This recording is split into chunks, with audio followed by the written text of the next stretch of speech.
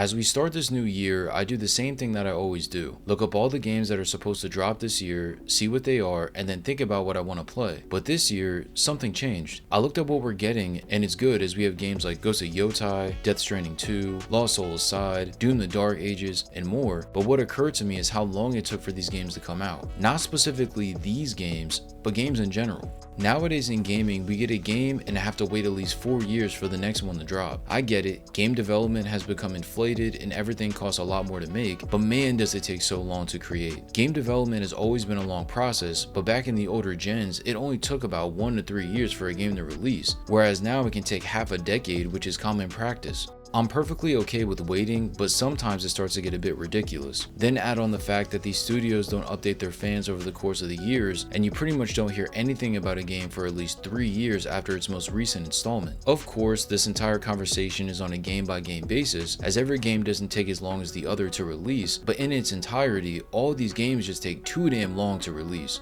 But if you're into gaming, all of this information is common knowledge, so why am I bringing it up? I'm talking about this because in order to not go absolutely crazy waiting for a certain game, I believe you have to enjoy a plethora of franchises. And no, I don't mean like 2 or 3.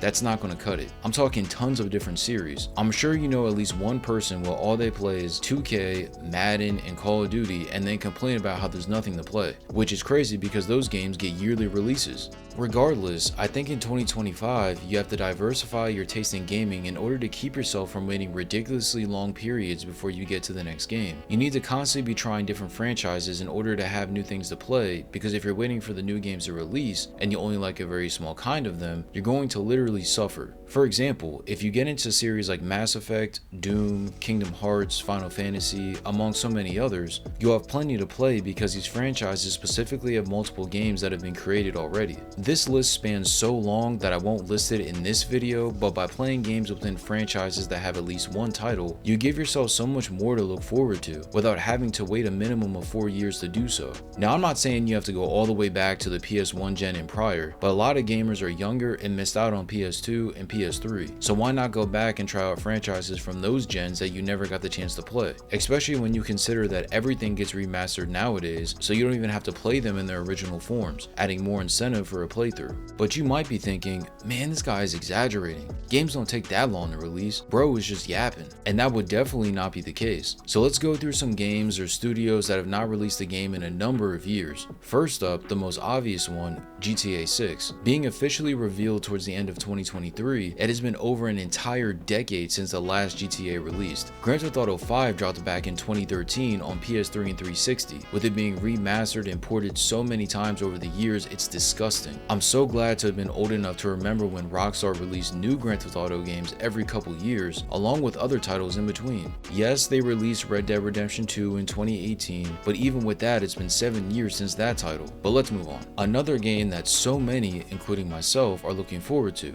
Kingdom Hearts 4. With Kingdom Hearts 3 releasing in 2019, it's been 6 years since the last fully fledged Kingdom Hearts title. Yes, in 2020, Melody of Memory released, but that's just a rhythm game. And what makes it worse is that for us KH fans, we're used to being in this drought because the wait for 3 was insane back then. But the difference is that we had the HD remixes that are released along the way that made the wait a bit more easy to get through. However, there is nothing to hold us over this time. The fans are just suffering. This could be on Square just announcing the game too early, or maybe there's another internal issue that we're not aware of, but the wait for KH4 has been a long, painful one for sure. Let's go back in time some. You remember this game called Prey? It released in 2017 after more than 11 years since the last game. Now this situation is a bit different than the other games, as the original sequel that was planned for the 2006 Prey had different issues regarding intellectual property rights along with the game going into development hell. Regardless of what the reason was, imagine waiting 11 years for the sequel to a game to drop. I wasn't a fan back then, but imagine the lack of communication that fans had to go through. I wouldn't be surprised if people gave up on the franchise altogether until it was officially revealed. But this doesn't stop at individual games, entire studios are guilty of this too. Just look at Naughty Dog. They released Last of Us 2 in 2020 and only just announced Intergalactic at the Game Awards last December. Even with the announcement, that's not going to drop until 2026 or 2027, which would be almost an entire generation without a single game. It's getting to the point where studios take so much time to drop a game that it's like they're planning to drop one game a generation, which is absolutely crazy.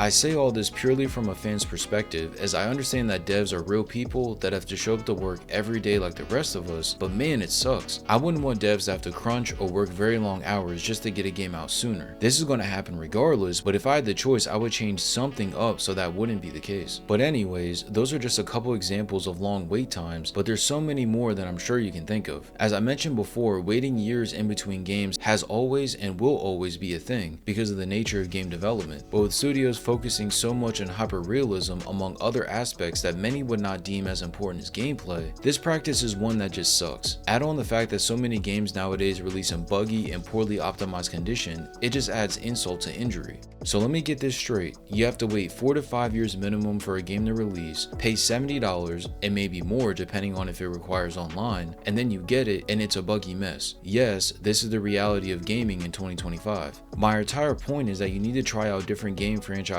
constantly, because it will not only provide you with something to play at all times, but it makes the wait for other games so much more tolerable. Essentially what I'm saying is that as you're playing one game from one franchise, time is passing as you're waiting for another game from a separate franchise to be released, but at that same time other franchises are being developed too. It's like it gives the illusion of time passing by faster even though it isn't, because you're always being fed something. What kind of games you get into is completely up to you, as there's no right answer, as this depends on the type of gamer you are. It could be an FPS, RPG, or fighting game, but there's so many options out here that there's no excuse to say that there's nothing to play or to suffer because you're waiting for your favorite game to release. This could mean that you get into emulation, or maybe you buy Game Pass, but open your mind to these different types of series to help occupy your time, especially because these studios are going to keep making AAA games that take super long to create. I don't know how this problem of game development can be fixed, as the market is shifted to where so many gamers are used to a certain level of gaming that can only be created with these long development times among other factors. So my advice is to strap in and start looking up franchises that you may want to get into, or else you're going to regret it. How do you feel about the long wait in between sequels and new IPs? Do you think it takes too long, or are you comfortable with waiting all this time in between games? Let me know in the comment section below, and if you enjoyed the video, feel free to drop a like or subscribe, and I'll see you in the next one.